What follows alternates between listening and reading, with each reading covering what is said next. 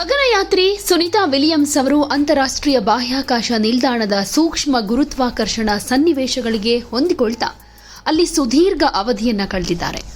ಈಗ ಭೂಮಿಗೆ ವಾಪಸ್ಸಾಗ್ತಿದ್ದಾರೆ. ಬಾಹ್ಯಾಕಾಶ ಪ್ರಯಾಣ ಅಂತಂದ್ರೆ ಬೆಲೆ ಕಟ್ಟೋದಕ್ಕೂ ಆಗದ ವೈಜ್ಞಾನಿಕ ಒಳಹುಗಳನ್ನ ನೀಡುತ್ತೆ.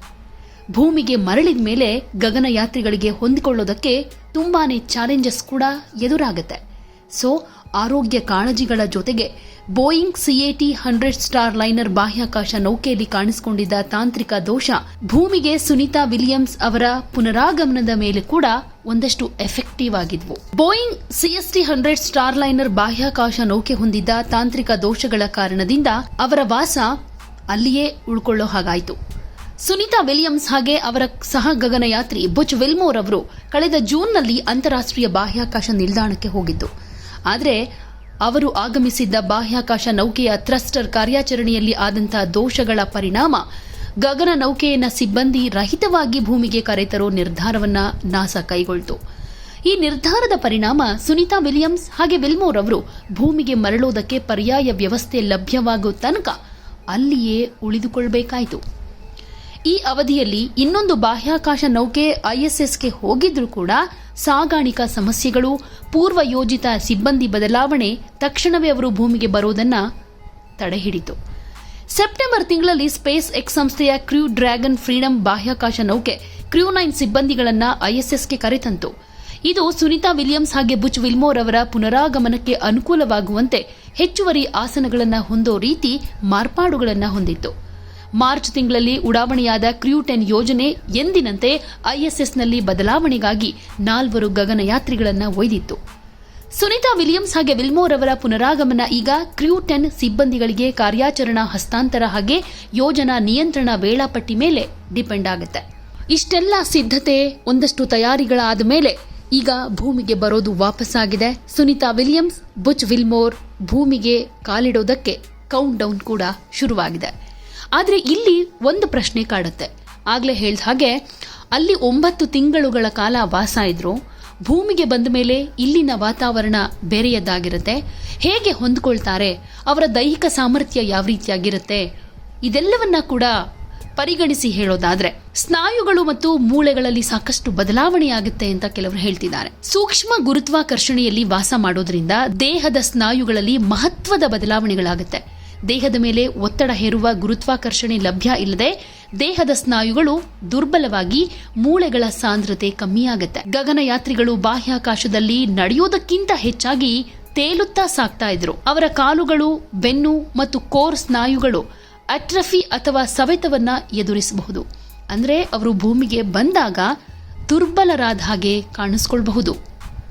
ಇದರ ಜೊತೆಗೆ ಯಾಂತ್ರಿಕ ಒತ್ತಡಗಳ ಕೊರತೆ ಕೂಡ ಮೂಳೆಗಳ ಖನಿಜಗಳು ನಶಿಸೋ ಹಾಗೆ ಮಾಡಿ ಮೂಳೆಗಳು, ಅದರಲ್ಲೂ ಬೆನ್ನುಹುರಿ ಮತ್ತು ಸೊಂಟದ ಮೂಳೆಗಳು ಮುರಿಯೋ ಅಪಾಯ ಎದುರಾಗೋ ಹಾಗೆ ಮಾಡುತ್ತೆ.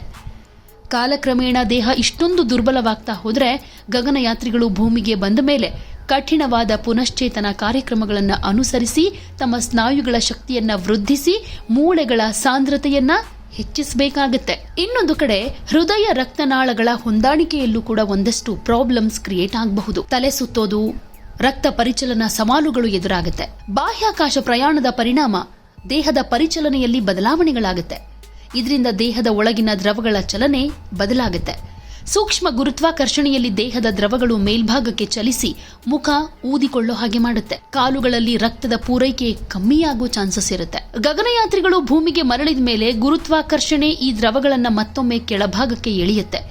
ಇದರಿಂದ ಗಗನಯಾತ್ರಿಗಳಿಗೆ ತಮ್ಮ ರಕ್ತದ ಒತ್ತಡವನ್ನ ನಿಯಂತ್ರಣ ಮಾಡೋದು ಕಷ್ಟಕರವಾಗಬಹುದು. ಇದರ ಪರಿಣಾಮ ಅವರು ಭೂಮಿಯಲ್ಲಿ ಎದ್ದು ನಿಲ್ಲೋದಕ್ಕೆ ಅಥವಾ ನಡೆದಾಡೋದಕ್ಕೂ ಕೂಡ ಪ್ರಯತ್ನ ಪಡುವಾಗ ತಲೆ ಸುತ್ತಾಗೋದು, ತಲೆ ಹಗುರವಾದ ಹಾಗಾಗೋದು ಅಥವಾ ಮೂರ್ಛೆ ಹೋಗೋದು ಈ ಥರ ಆಗಬಹುದು. ಬಾಹ್ಯಾಕಾಶದಲ್ಲಿ ಕಡಿಮೆ ಕಾರ್ಯಾಚರಣೆಗೆ ಹೊಂದಿಕೊಂಡ ಹೃದಯಕ್ಕೆ ಭೂಮಿಯ ಗುರುತ್ವಾಕರ್ಷಣೆಗೆ ಮರಳಿ ಹೊಂದ್ಕೊಳ್ಳೋದಕ್ಕೆ ಒಂದಷ್ಟು ಸಮಯ ಬೇಕಾಗೇ ಆಗುತ್ತೆ.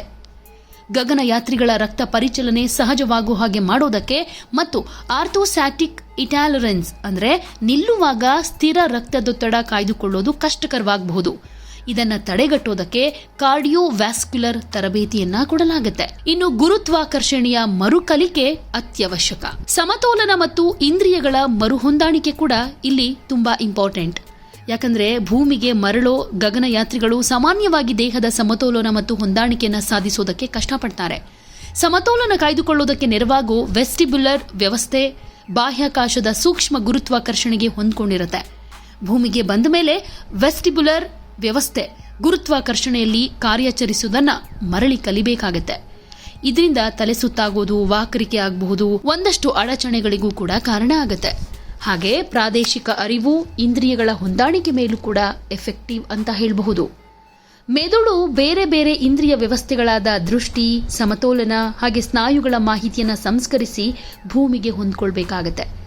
ಗಗನಯಾತ್ರಿಗಳು ಭೂಮಿಗೆ ಮರಳಿದ ಮೇಲೆ ಅವರ ನರ ವ್ಯವಸ್ಥೆ ಸಂಪೂರ್ಣವಾಗಿ ಹೊಂದಿಕೊಳ್ಳೋ ತನಕ ನೇರವಾಗಿ ನಡೆಯೋದಕ್ಕೆ ಹಾಗೆ ಸರಳ ಯಾಂತ್ರಿಕ ಕಾರ್ಯಗಳನ್ನು ಕೈಗೊಳ್ಳೋದಕ್ಕೂ ಕೂಡ ಒಂದಷ್ಟು ಕಷ್ಟ ಎದುರಿಸಬೇಕಾಗತ್ತೆ. ಬಹಳಷ್ಟು ಗಗನಯಾತ್ರಿಗಳು ಬಾಹ್ಯಾಕಾಶದಲ್ಲಿ ದೇಹದ ದ್ರವಗಳಲ್ಲಿನ ಬದಲಾವಣೆಯ ಪರಿಣಾಮದಿಂದ ಇಂಟ್ರಾಕಾರ್ನಿಯಲ್ ಒತ್ತಡ ಉಂಟಾಗಿ ತಾತ್ಕಾಲಿಕ ದೃಷ್ಟಿ ಬದಲಾವಣೆಗಳನ್ನು ಫೇಸ್ ಮಾಡ್ತಾರೆ.